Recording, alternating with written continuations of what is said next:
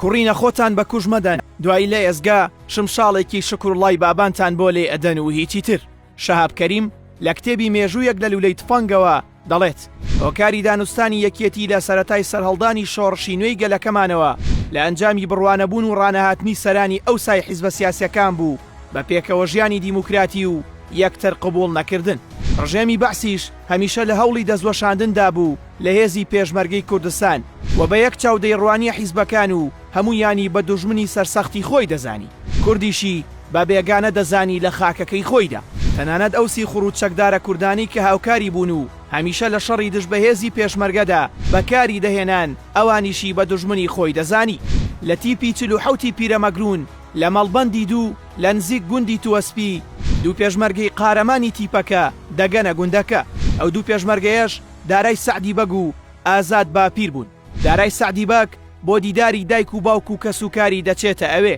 پاش ئەوەی هێزێکی زۆری ڕژێم دەگاتە گوندەکە و داوا لە هەردوو تێکۆشارەکە دەکەن کە خۆیان بەدەستەوە بدەن، بەڵام ئەوان ڕەتی دەکەنەوە کە خۆیان بەدەستەوە بدەن و بەرگری لە خۆیان و لە چەکەکانی شانیان دەکەن. دوای ڕوبەڕووبوونەوەیەکی 7 کاتژمێری ئازاد باپیر فیشەکی پێنامێنێت و بەدیل دەگیرێت، بەڵام پێشمەرگەی قارەمان دارای سەعدی بەگ بڕیار دەدات کە فیشەکێک بەخۆی بهێڵێتەوە و دوای بەرگری و شەڕێکی زۆر بڕیار دەدات کە فیشەکە کە بەخۆیەوە بنێت و کۆتایی بە ژیانی خۆی بهێنێت. ئەمە لە کاتێکدا بوو کە لە ساڵی 1984 هێزی پێشمەرگەی یەکێتی نیشتیمانی کوردستان سەرقاڵی دانوستان بوو لەگەڵ حکومەتی عێراق. هەرچەندە حکومەت بە ئاشکرا چەندین بەرنامە و نەخشەی دانابوو بۆ تیرۆرکردنی پێشمەرگە و ئەندامانی یەکێتی نیشتیمانی کوردستان.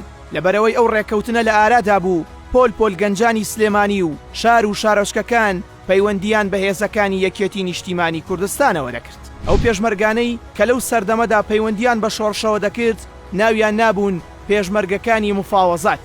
هەر بەهۆی ئەو دانوستانەوە ئەگەر جاران هاوکاریمان لە گوندەکانەوە بەدەست بگەشتایە لەم بارودۆخەدا لە شاریشەوە هاوکاریمان بەدەست دەگەشت.